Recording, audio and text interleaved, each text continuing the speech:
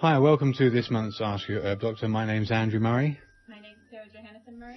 For those of you who perhaps have never listened to our shows, which run every third Friday of the month from 7 till 8 p.m, we are both licensed medical herbalists who trained in England and graduated there with a degree in herbal medicine. We run a clinic in Garberville where we consult with patients about a wide range of conditions. And this month we're again very pleased to welcome Dr. Ray Peat to the show, and we'll be finishing up last month's discussion on food additives and the detrimental health effects of food additives and ingredients that may not even be listed. But after that we want to cover the topic of cancer in general and this surveillance and immunology of cancer, and perhaps a lot of beliefs about cancer which are probably more propagated than true. So I know Dr. Raymond Peat has quite an extensive experience with this, and certainly from his background things have changed a lot since he was studying. And I think what he will bring out is that some of the doctrines that have been made very common are pretty erroneous, and that some of the old research, as well as some of new research, it needs to be taken carefully in the light of what it is showing. Okay, so Dr. Raymond Peat, thank you for joining us again on the show. Hello.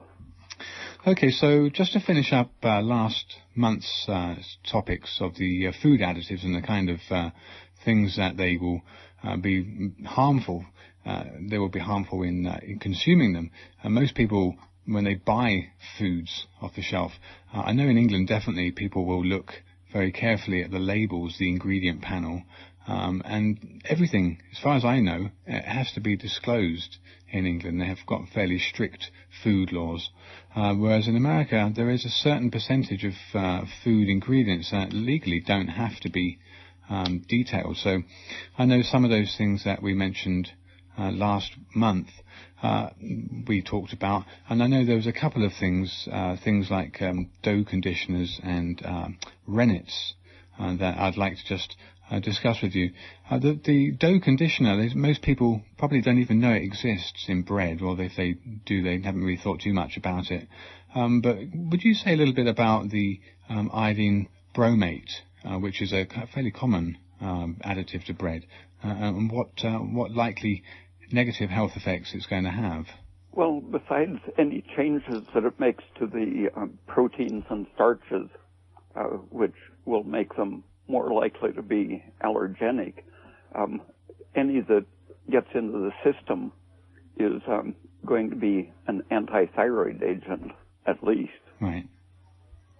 Okay, yeah. So it's going to be thyroid suppressive in some respects. Mm-hmm. Okay. And then things like I know cheeses. I know we've spent quite a bit of time researching cheeses. I know our family consumes lots of different cheeses, and have leaned more towards the European cheeses because of their consistency, and the type of manufacturing they go through is certainly less, when I say harmful, but it's more of a traditional type of manufacturing for a food. I know in the States, and it's not so much just the States, but I know probably for the last 15 years or so, the genetically modified yeasts, etc., that have been used to culture cheese have been certainly very widespread, and it's quite difficult these days to get a cheese that's not actually made using a genetically engineered yeast. What do you know about the genetically engineered yeasts and the trouble with them, rather than using traditional rennet from... Well, I think the worst problem is that they are using things to carry the microbial enzymes. There's always some debris from the aspergillus or whatever the microbe is they're using to as a source of the enzymes. Right. And the genetic modification is going to make them somewhat different, but they're already toxic and allergenic in themselves. Right. And so even if they're perfectly normal, naturally evolved organisms, any debris from them goes along with the enzyme is going to be very risky. But even worse than simply having microbial enzymes where there used to be animal enzymes, to distribute and emulsify or mix the enzymes efficiently to make them store and package so they can be canned and then just dumped into the batch. They're using seaweed materials, okay, either carrageenan or other things that, for example, one of the compounds that's being used to make microspheres to enclose the microbial enzymes, one of these has been used to make dental molds for taking impressions of the mouth and making restorations. One person died shortly after having some of that stuff put in his mouth. And students of dentistry, a very high proportion of them had serious allergic reactions when they were practicing with them. But these things are routinely being added to foods to carry other products, and as a packaging or carrying material, they don't show up on the labels at all. Yeah. So, I mean, even on the labels for cheese, if you go into the grocery store and look at the label for the cheese, sometimes it just says rennet, and that could mean animal rennet or it could mean vegetable rennet, and the vegetable rennet never really comes from a vegetable source. It's always either genetically modified or grown on a mold, and that would be the microbial enzymes. Or it says non-animal rennet. They have all these different types. Of course, there are natural rennets available, like fig juice and cardoon thistle, but of course no companies use those anymore to manufacture. So you're saying not only are these enzymes problematic, Dr. Pete, but also the carriers that carry the enzymes so that it's easy and convenient for the cheesemaker to make cheese. And they're being used as carriers for other foods. I don't know how far it has gone, but for the last 10 years, it's increasingly common to use the seaweed materials, which are potentially deadly. One of the other most deadly allergens was sulfite, that it killed a few people eating restaurant salads or seafood that had been deodorized with it. But it was, even after that was recognized that it could be deadly when it was used on a salad, it was still used in drugs sold for treating asthma patients. Oh, my goodness. For years and years. The product Alupent, a girl who had almost died in the hospital being treated with that once, was about to be treated with it again. The doctor wouldn't acknowledge that she had any validity, and she grabbed the bottle and ran with her oxygen bottle. And right on the bottle it said contains metabisulfite. Uh-huh. And I wrote to the FDA and the drug company that made it and the Journal of the American Medical Association.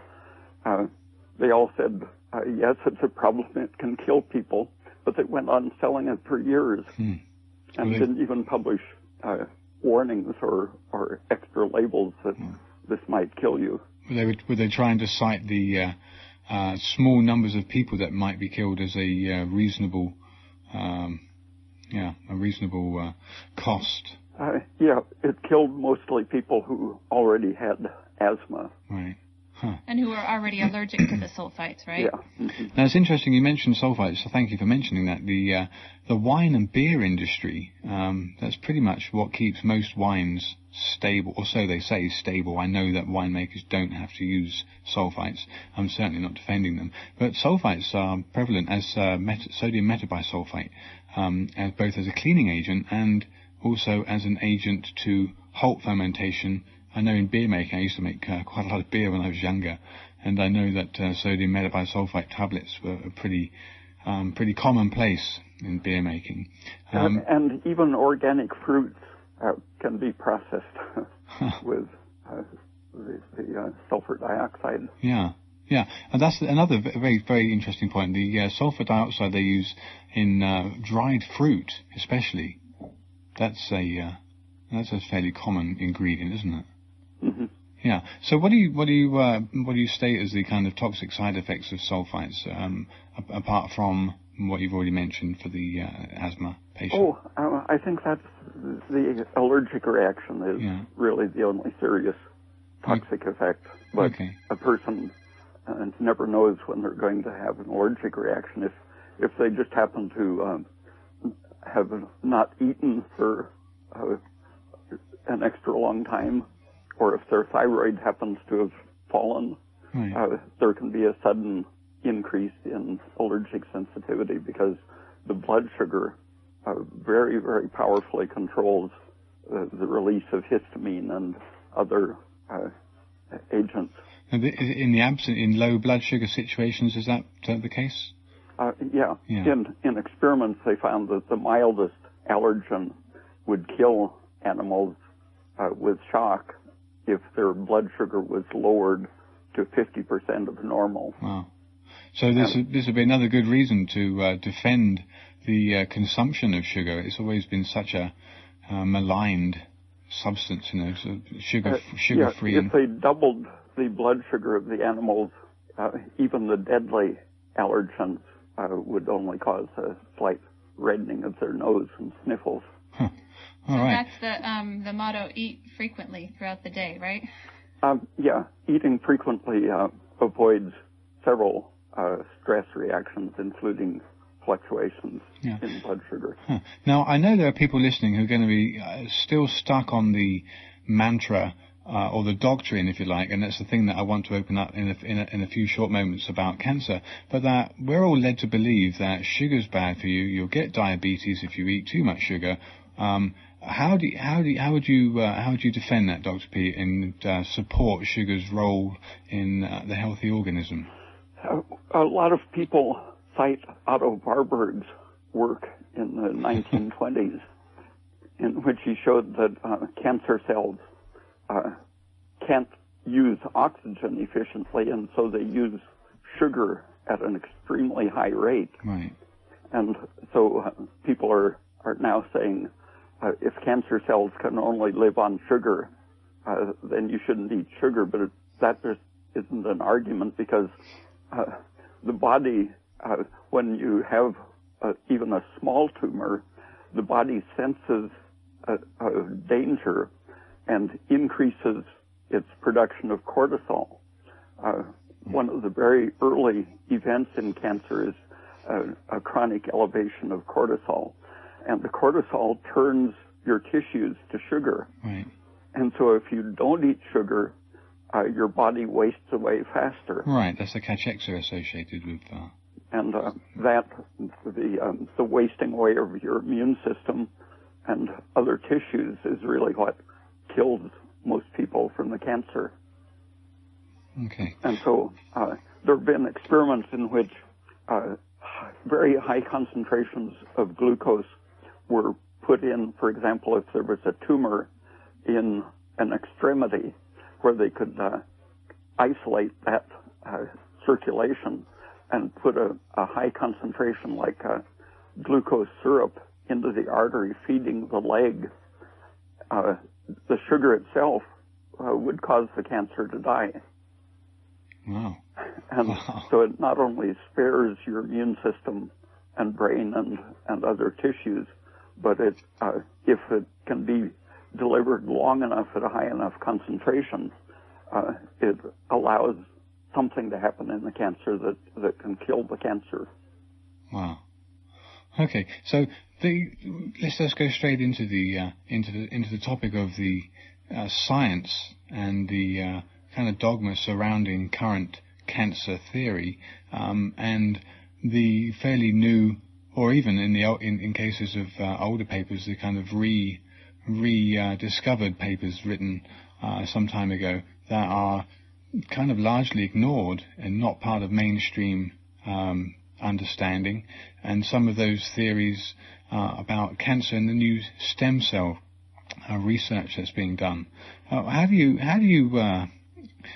you see cancer cells arising? Because we've always been traditionally told, or taught at least, that cancer cells are outside of the body's general control, and we're all led to believe that this apoptosis or cell programmed death exists, and it's part of a genetic code in each cell, only has so many times that it can reproduce, and then it's automatically turned off. But cancer cells don't acknowledge that. They don't. Everything is wrong with that belief. Right. Going back to the middle of the 19th century, people were seeing that cancer arises in a field, they called it the cancer field, of visibly abnormal cells. And after this basically inflamed area had persisted for a long time, mutant cells might appear somewhere in it. Right. But that is something that is it has been developed progressively over 150 years, that there is such a thing as a cancer field, and anything irritating or destructive that the body can't overcome will cause a progressive stressing or inflammation of the tissue. And you can develop a cancer before there is any mutation identifiable. Harry Rubin at Berkeley is really the only official academic biologist who has worked on that topic, and he has shown that there definitely is a pre-mutational definitive cancer condition. And in the cancer, then, in the tissue as a whole is so unhealthy that mutations, among other changes, occur in the DNA. Right. But the DNA event really is down the road from what is causing the cancer. Okay. So you're suggesting that there's such an injury or a chronic inflammation to a certain tissue, and eventually that's what causes the cancer. Yeah, and when you look at the actual functioning of a tumor, which it produces cells that look funny, have three-cornered cell divisions, and very bizarre behavior, and genetic changes in the DNA. These cells are very, very sick cells that don't have a long lifespan. When you see them in a biopsy cross-section, what you're seeing as cancer cells are very mortal cells that probably will die in the next couple of divisions. And the doctrine that cancer cells are immortal and body cells are mortal, it's completely backwards. The Hayflick doctrine was really invented that cells can only divide 50 times. Mm-hmm. It was really invented to reinforce this DNA-centric view of biology.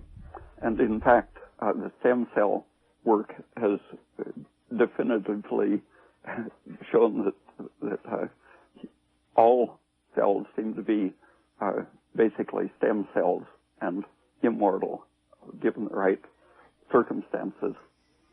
And when the cancer industry is now forced to think about the idea of stem cells, but when they talk about a cancer stem cell, basically they are just going back to the old concept of a mutant cell and the clone of a mutant cell. They totally miss the point of the stem cell research, which is that the stem cells are normal cells which are able to regenerate any tissue that needs help. And the function of the tumor is some kind of a process of healing and regeneration that can't come to completion.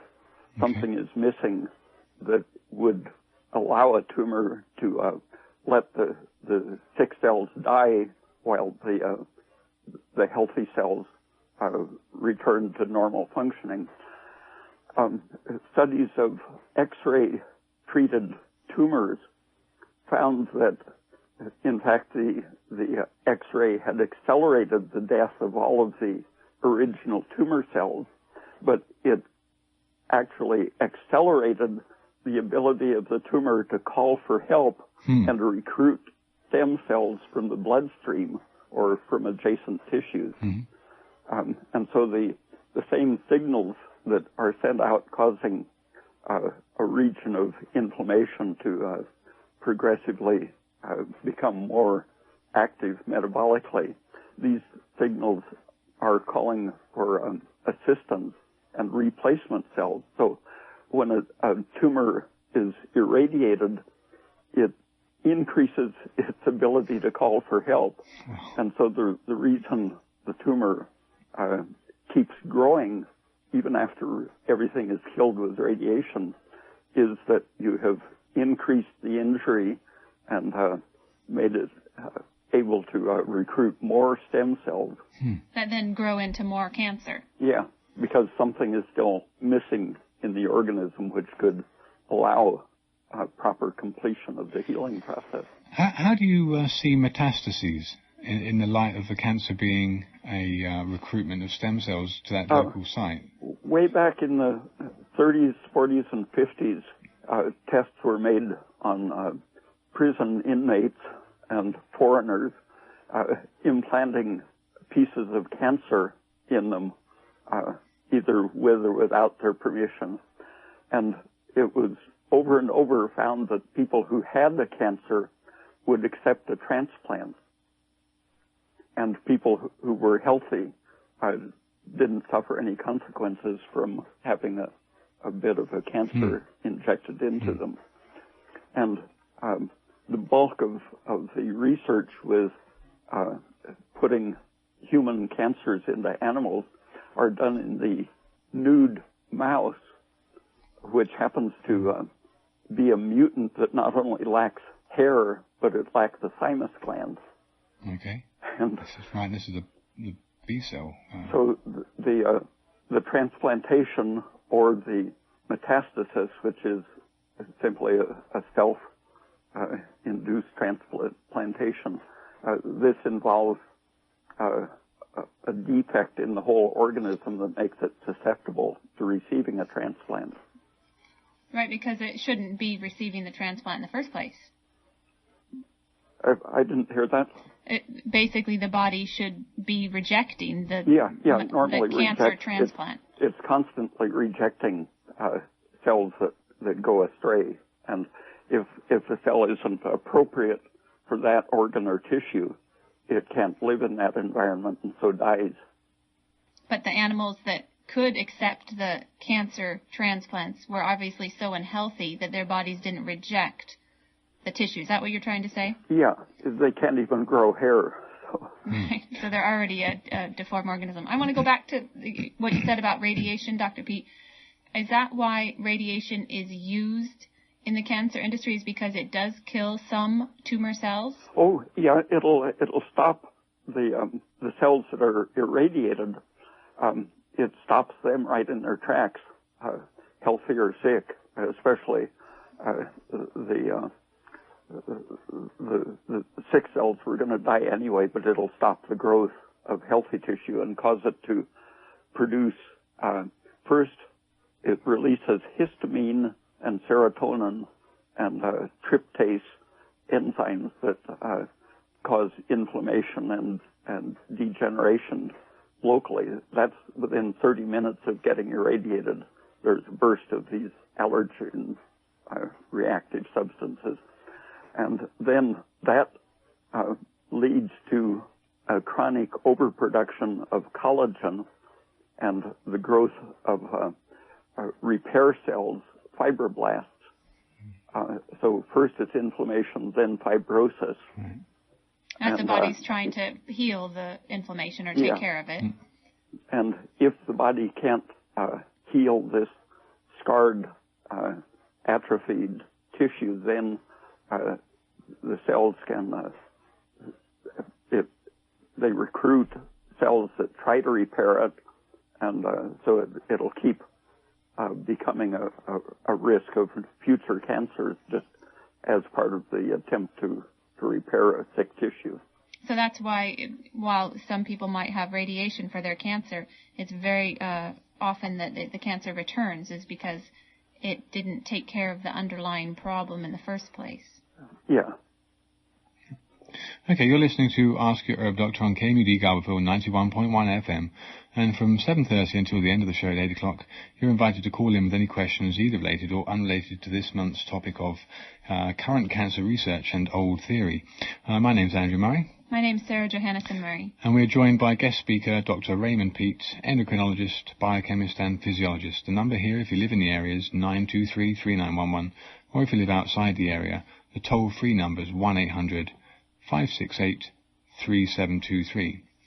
How about is the current theory in place that cancer cells have slightly different surface markers on their cell membranes, the MHCs that are normally associated with body cells being different in cancer cells? Is that immunology still current, or?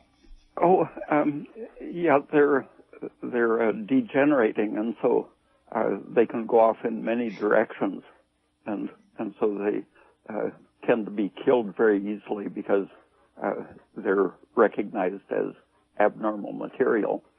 Okay. And the normal function of what's called the immune system is to maintain the proper development and form of the body, and the phagocytosis of sick or injured tissue is really at the center of the immune system, and germs don't necessarily trigger the immune system unless they damage something. Mm-hmm. As soon as they damage something, then the immune system tries to take care of it, cleaning up what damage has been done, and in the process they'll clear out the bacteria or viruses.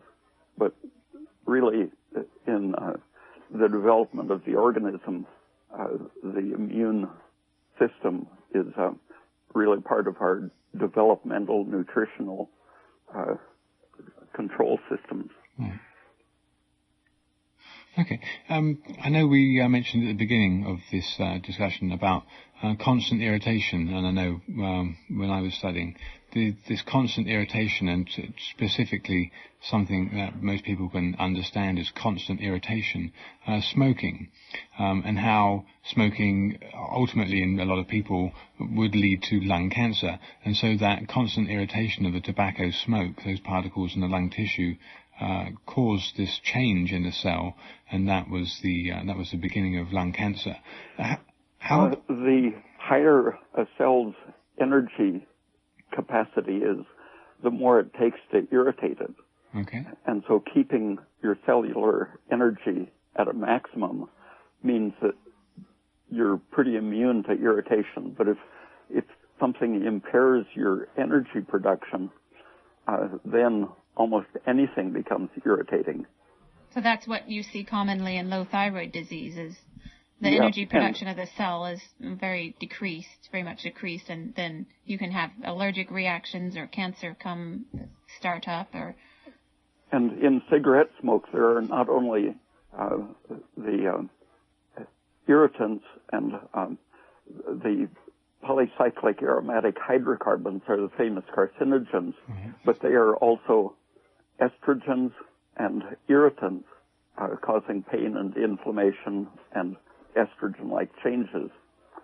And behind those irritants, there's the carbon monoxide, which blocks oxygen use and so makes the cell spontaneously more susceptible to overstimulation or irritation.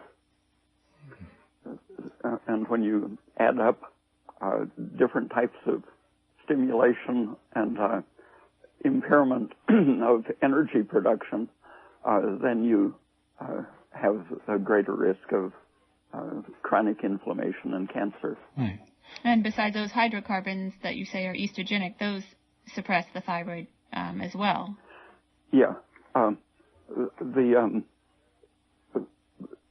alternative, or really it used to be the mainline cancer research, was really at the point of understanding how cancer development works. The work of the Pullmans in the 1940s and 50s was showing that it's the electronic behavior of these aromatic hydrocarbons that act as signals to the cells in the same way that estrogen substances signal the cells. And the various drug interests and government interests diverted that line of research by not financing it anymore, and instead they finance the molecular biology approach, which is explaining away those hormonal actions of the aromatic hydrocarbons as nothing but a type of mutation. They happen to fit into the DNA very compactly and do mutate it, but really their main mechanism for mutating the DNA is by acting as hormones that deplete the energy of the cell while overexciting it. Okay, so I think most people listening to the show this evening could understand the truth behind the statement that a energetic, active organism is more able to defend itself against external threats and external breakdown, but the weak, de-energized organism is more easily overcome. How does a human being energize itself in terms of improving its ATP production and being more energetic? First, you need all of the essential vitamins and minerals and adequate amino acids and proteins of the right sorts. But sugar is very essential for keeping your thyroid functioning up without resorting to cortisone overproduction. Right. And the essential nutrients, if you're getting enough sugar, will allow your thyroid to function unless the thyroid is specifically signaled to turn off by such things as polyunsaturated fatty acids and estrogens, which are very systematically involved in turning down your metabolism. Once that weakening process starts from such things as smoke and hormone-imitating toxins, then the bacteria in your intestines will produce toxins that you absorb. When your intestine is de-energized, it becomes permeable, and anything in the intestine then can leak right into the bloodstream. So if you're exhausted, you might get flu-like symptoms. If your thyroid is being poisoned, flu-like symptoms will often make you ache all over and feel exhausted and so on. So the intestine is always available as a sort of a third level of toxicity and energy poisoning. Okay, so you would avoid things like polyunsaturates. You would improve your thyroid function. Polyunsaturates, let's just specify the polyunsaturated fatty acids are vegetable oils, corn, soy, canola, cottonseed, sesame seed oil, all those vegetable oils that are in common use in restaurants. And in the 1980s, the French did a great series of experiments showing that every stage of the thyroid hormone production and response and transport, every stage was blocked in proportion to the number of double bonds in the unsaturated fat. So The monounsaturated were slightly inhibiting compared to the saturated fats or sugars. The two double bonds like linoleic acid were much more inhibiting, and the triply or quadruply unsaturated fat, such as the popular fish oils and omega-3 fats, these are the most inhibiting to the whole energy system. Wow. So the bottom line there is eat coconut oil and butter and avoid all other oils, olive oil in moderation.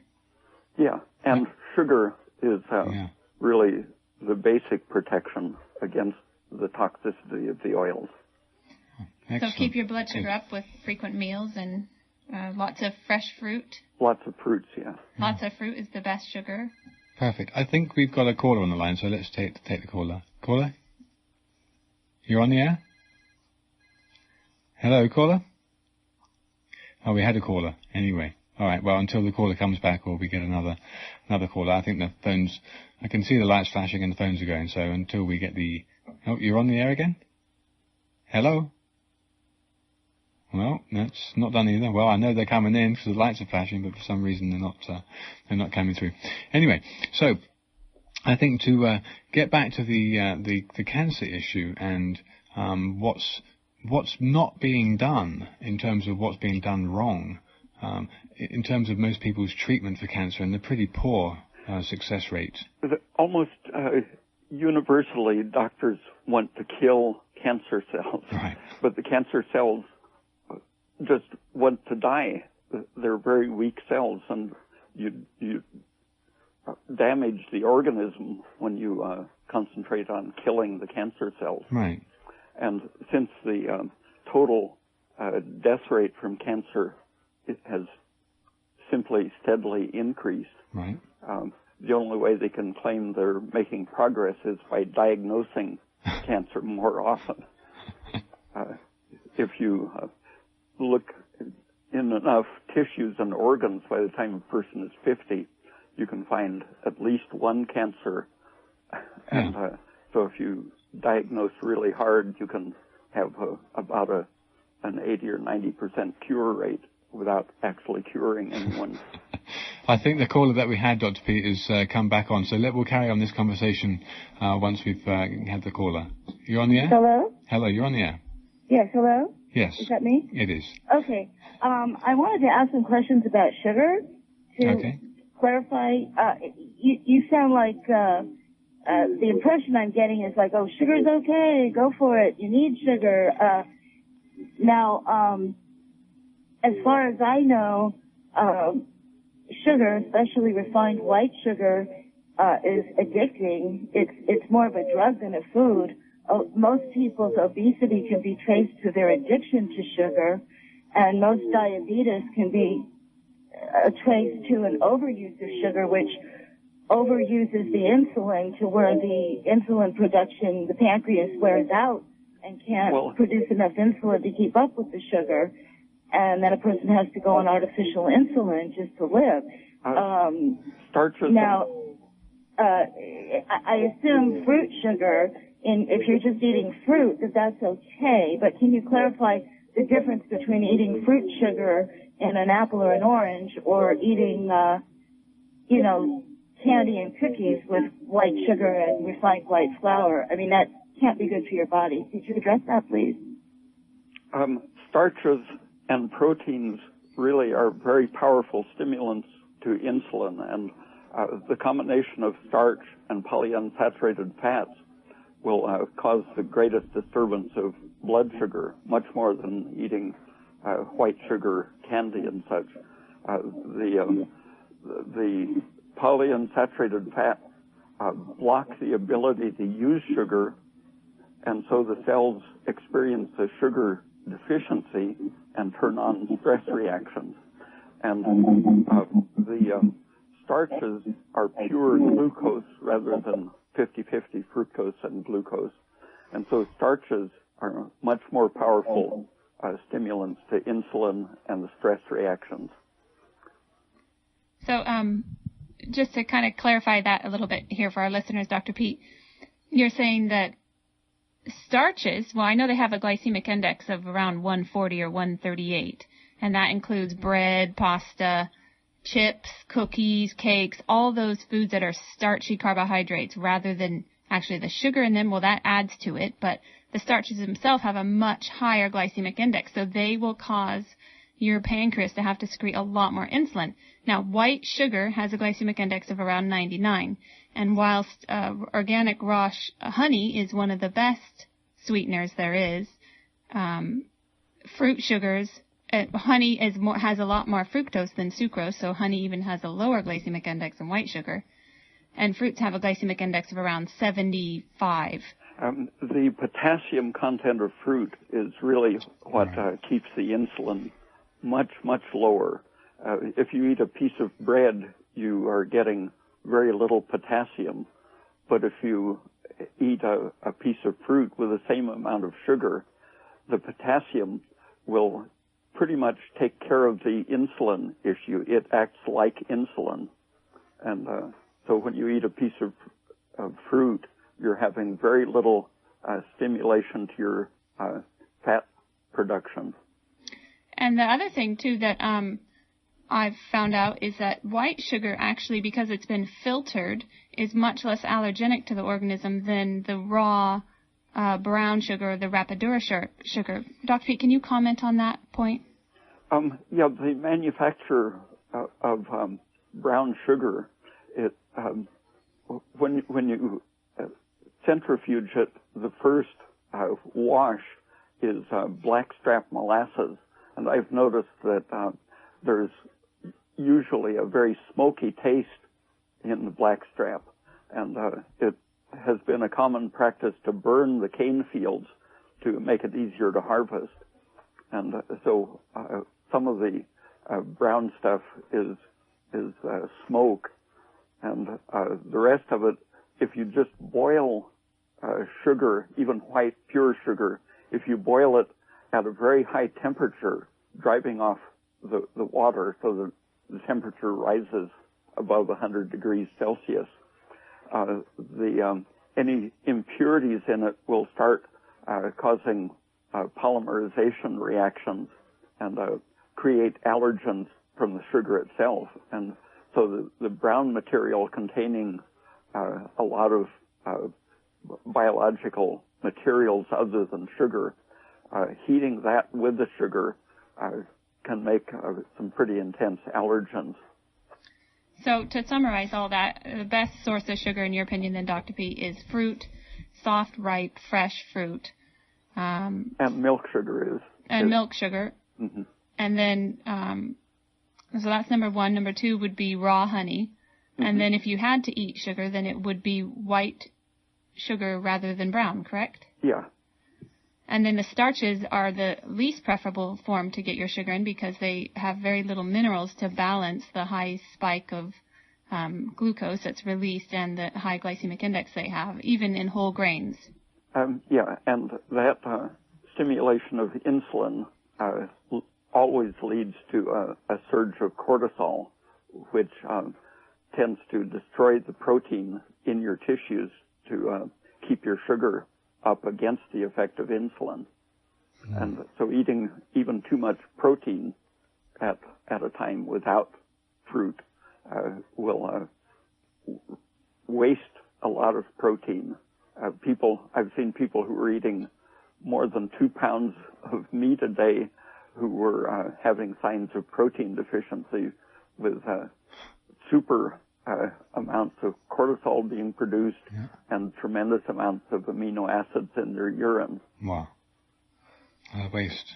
So not only do these starches, so it's a well-known fact that cakes and cookies cause problems and diabetes, but it's not as well as the oils that are put in the cakes and the cookies, the vegetable oils, but it also can be too much protein not balanced by enough sugars can lead to the same situation.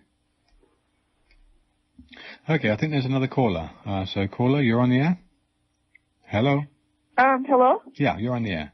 Okay, I just had one question, and one thing I wanted to thank Dr. Pete because I heard him on another radio restriction, and I cut out everything but butter, and it gave me a lot more energy. So I stopped using vegetable oils entirely. So thank you for that. And what I wanted to ask you was, I was told that if I folic acid, that would help depression, and I'm not sure why. Could you explain that, or is that wrong?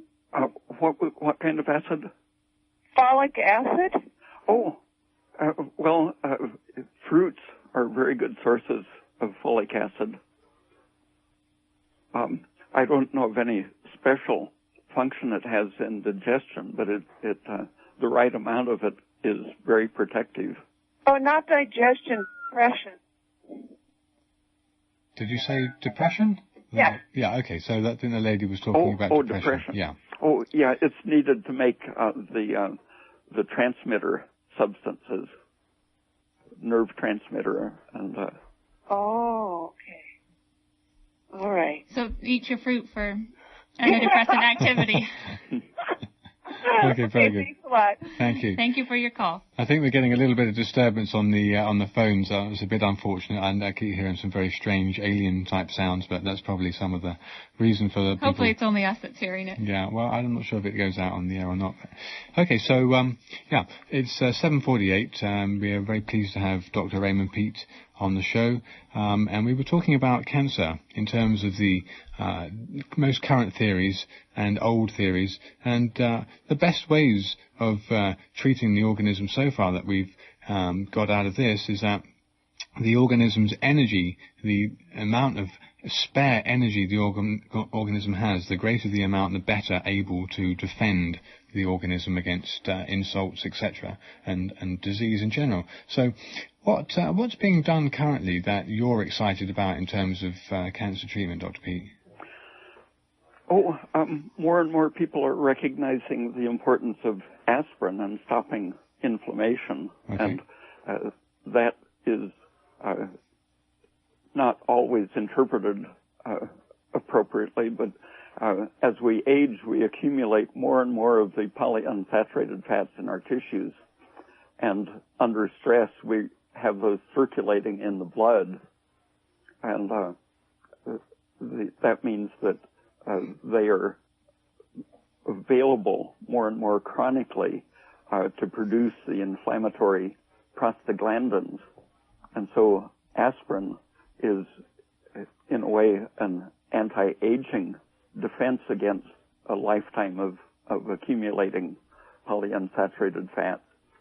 And it's now known that it prevents essentially all kinds of cancer to some degree if you have used it chronically, but it's now being used therapeutically, backing up other more conventional or toxic treatments. But it's a very safe treatment, and its use is increasing. And aspirin's been around for a long time. Sorry to interrupt you there, Andrew. But originally they derived the acetyl salicylic acid from, or precursors to that compound, from white willow bark and meadowsweet and other herbs. So it's a very, very ancient remedy. How many aspirins, or how much aspirin would you suggest, Dr. Peet? Because I know some people out there undoubtedly will be talking about gastric ulcers and bleeding, and how bad aspirin is for you. So the aspirin should be backed up with always with plenty of vitamin K, right. And not the synthetic K, but natural K1 and K2.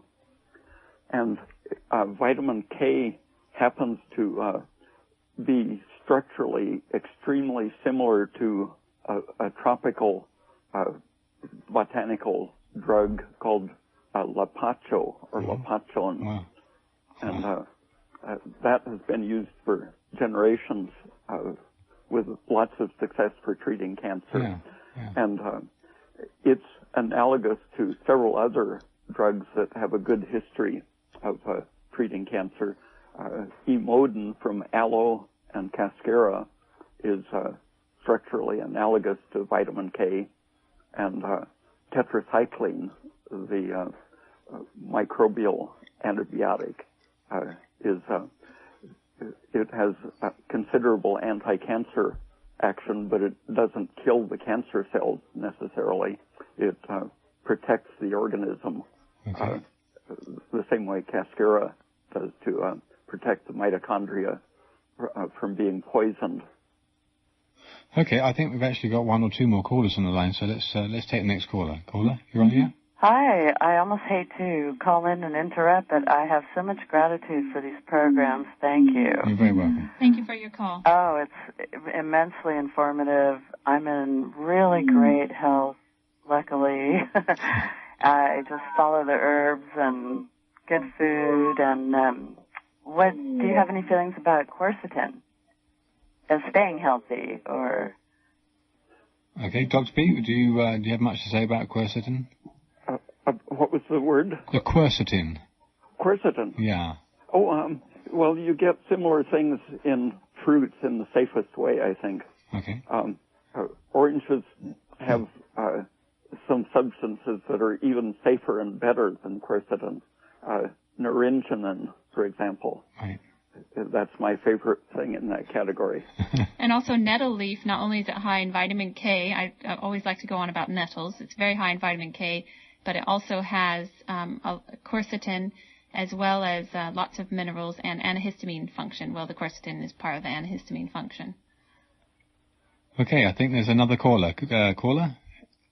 And we'll take this next caller, Dr. Pete, and I think it might be... Hello? Hello, you're on the air.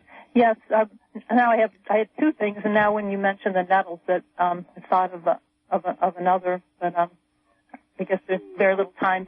So if you're using white willow bark in MediHerb, what would be maybe an average amount for what Dr. Pete is recommending, like one tablet? Well, the MediHerb tablets, I think you'd probably need to be using, I mean, if you're talking about just an anti-inflammatory effect daily, probably about one tablet daily, maybe split up into a couple doses. But if you're talking about an anti-cancer dose, it'd probably be more like 9 tablets a day. Okay, well, I think people might like to know that there's something besides like a Bayer aspirin, which some people don't want to use that company, or use a corporate company, that there is an alternative called MediHerb. Yeah, yes, and there is white willow bark. White willow bark itself is so, you have to take so much of it. So if you make a tea, you have to drink a lot of tea. That's why when it's standardized and concentrated, it's more effective. And it is a problem with the aspirins. They have starches and other odd, weird ingredients in them. But the one brand that doesn't have as many terrible ingredients is the Western Family brand if you were looking for aspirin. Otherwise, for white willow bark, we have a standardized white willow bark powder that is standardized to contain a certain amount of salicylic acid, and the therapeutic dose is much easier, a couple capsules a day rather than gallons of white willow bark tea. But did you have another question? Yes, I wanted to ask the audience that there's somebody who has an abundance of feverfew that I would like to trade for a plant, and my number is 9265142. This is Corin, and the alien sounds are coming through the radio. Yeah, I thought I heard those too. Your number again? I'll repeat. Corin's number is 707-926-5142. And she's looking for some feverfew plants. If anyone has some extra feverfew plants she wants to trade. Good. Okay. Thank you for your call, Corin. Yeah, I don't know what's up with all the echo tonight. I'm not sure. It's all coming from the calls, from the phones, but I don't know why. Well, we won't say it's anything to do with any kind of government control or anything like that. It's just the way it is. Okay, because I know there's plenty of controversy surrounding some of the topics that we cover. I know people certainly like to hear it. I want to ask Dr. Pete one more question tonight, and that is, what do you think of the American Cancer Society and the whole cancer treatment in this day and age? Oh, I haven't been following it recently, but I've checked in on them over the last several decades, and I see a lot of fraud. One lecture tour sponsored by them was to show that they had cured lung cancer and leukemia, and this famous biologist from University of California was using phony statistics to make it look like the American Cancer Society was responsible for the disappearance of both leukemia and lung cancer. and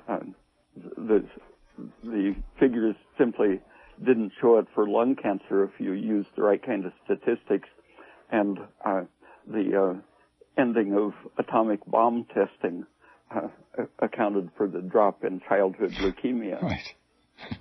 But they do propagandistic things pretty habitually, I think. So why there seems to be, I mean, a lot of the research you send me is a lot of scientists around this country and around the world doing research on anti-cancer substances, but yet it seems it never reaches the hospitals and where people are actually getting treated for cancer. So why is that, Dr. Pete? Well, the drug companies really want a good drug for them is something that you pay all your money for and keep taking as long as you're alive. Yeah. And they don't want people getting cured with something like aspirin and fruit juice. Or Powdarco and... It would take their power away, wouldn't Cascara. Okay. All right, well, I know it's getting pretty twitchy there in the control room, and it's 7:58, so we've got 2 more minutes, but hey, we need to think about wrapping up for this evening. Well, thank you very much again for joining us, Dr. Pete. Thank you. Okay, so for those people who've listened to our show, thank you very much for all the feedback and your comments. Much appreciated. Dr. Ray Peat can be contacted via his website on www.raypeat.com, and that's spelt RAYPEAT.com, RAYPEAT. And we can be reached toll-free on 1-888-WBM-ERB, which is 1-888-926-4372 for consultations or further information. Thank you very much for listening, and thank you very much for joining our show, Dr. Pete. Mm-hmm. Okay, and I think we'll just break the end of the show by saying the truth is out there for those people who want to hear the truth. Stand up, look around, open your ears, and the truth is out there. So whilst a lie, and this is one of Dr. Raymond Peat's quotes on his newsletters, whilst, and I think I can get this kind of right, whilst a lie spreads around the world, truth is just putting her boots on. So think about that, folks. This truth is not going to be easy to find, but it's out there.